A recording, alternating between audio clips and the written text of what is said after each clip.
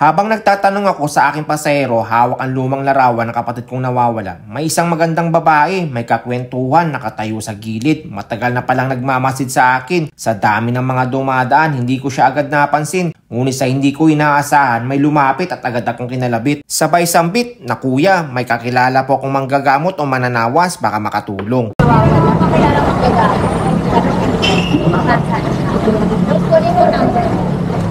At sa puntong ito ay kinuha niya agad ang number ko. Pero bago ang lahat, hayaan niyo muna akong magkwento mga tropa sa buong ganap.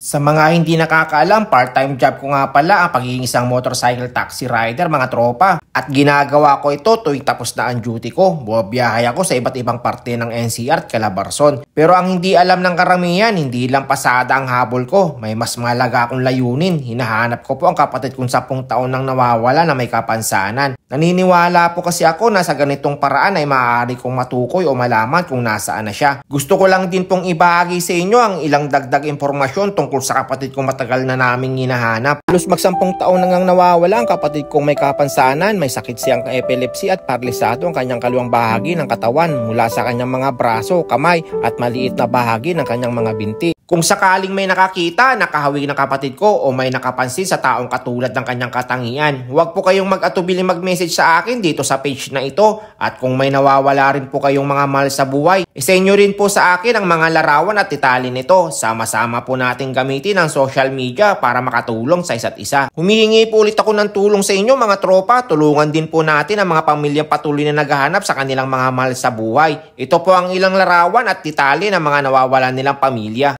Sa mga pamilya na gaya ko na patuloy na umaasa at dumadalangin na darating din ang araw na makakasama din natin sila muli. Huwag po tayong sumuko at huwag tayong huminto kahit maraming balakid sa ating paghahanap. Humingi po tayo lagi ng gabay sa Panginoon na naway tulungan niya tayo sa paghahanap at ituro niya sa atin ang kinaroroonan ng ating mga mahal sa buhay na matagal na sa atin ay nawalay. Tiwala at pananampalataya lamang ang ating sandata upang sila ay muli nating makasama. Ano pangalan mo?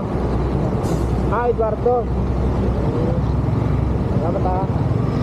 Sa tuwing bumabiyahe ako ay tinitignan ko talaga ang bawat sulok ng kanin na nadadaanan ko, lalo na sa mga madidilim na lugar na gaya nito, at nagbabaka sakali na nandyan lang siya sa tabi. Hanggang sa napadpad ako dito sa may Ayala sa may Makati at habang hinihintay ko ang pasahero ko ay meron palang isang magandang binibini na matagal na akong pinagmamasdan.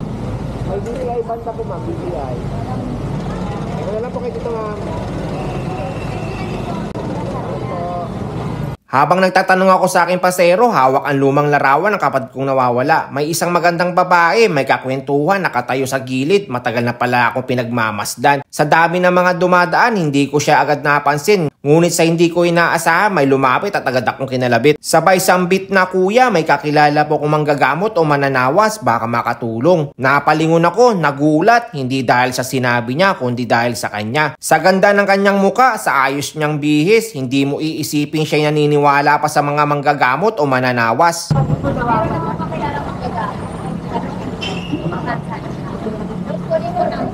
Sa panahon ngayon, modernong mundo na tayo. May GPS, may DNA test, may social media. Pero siya, ibang klase. Tahimik pero may malalim na tingin. May paniniwala na tila hindi nabura ng mga makabagong teknolohiya. Kaya agad ko siyang nilapitan, sabay tanong sa kanya na, "Seryoso ka ba ma'am?" Sabay sagot din niyang seryoso siya at dalawa pa ang kilala niyang manggagamot o mananawas. Tumangulang ako, sabay ngiti na may pasasalamat sa kanya. Napaisip ako, totoo kaya ito? Wala naman mawawala kung susubukan. Minsan kasi kahit gaano tayo kamodernong tao, kapag wala na tayo mahawakan, babalik tayo sa pinagmulan. At kung isang kagaya niyang moderna at edukada ay naniniwala pa sa mga manggagamot at mananawas, baka nga may dahilan kung bakit siya ang pinadala sa akin ng pagkakataon. Pero ang talagang gumulat sa akin ay ang tanong niya, "Kuya, kung ano man ang kalalabasan ng tawas, handa ka bang tanggapin?" Napahinto ako, hindi ko alam kung ano ang isasagot ko. Parang biglang lumamig ang hangin sa paligid. Hindi ko alam kung kaba ba yun o takot.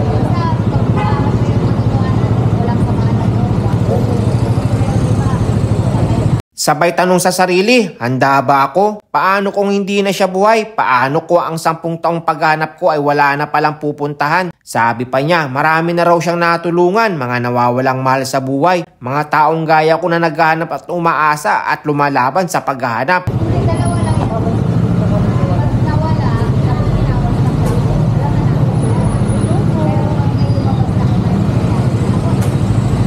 Ito ang sabi niya, kapag may imahe sa papel, buhay pa. Pero kung itim lang, walang kahit anong hugis o imahe, ibig sabihin wala na siya. Dumilim ang paligid, biglang tumahimik. Ang simpleng papel pwedeng sumagot sa tanong na matagal ko nang kinakatakutan. Napabuntong hininga, pumikit at sa loob ng puso't isipan ko, tahimik akong nanalangin sabay bulong. Panginoon, kung pwede lang wag naman po sana. Bigyan niyo po ako ng isang pagkakataon na makita at makasama namin siya muli. Ganun pa man, humihingi pa rin ako ng taus-pusong pasasalamat sa kanya at ako ay nagpatuloy sa biyahe at sa aking paghahanap. Panginoon, ikaw ang tanging nakakakita sa lahat. Sa dilim man o sa liwanag, walang nalilihim sa iyo. Alam mong matagal ko nang hinahanap ang kapatid kong nawawala. Alam mo ang bawat luha, bawat dasal at bawat takbang ng aking ginagawa. Hindi ko po inilalagay ang buong pag-asa ko sa tawas, hindi sa manggagamot, kundi sa iyo Diyos na aming himala. Kung kalooban mo, naway muling kaming magkita, magkayakap at magkasama, muling mabuo ang pamilyang matagal nang may kulang. O Panginoon,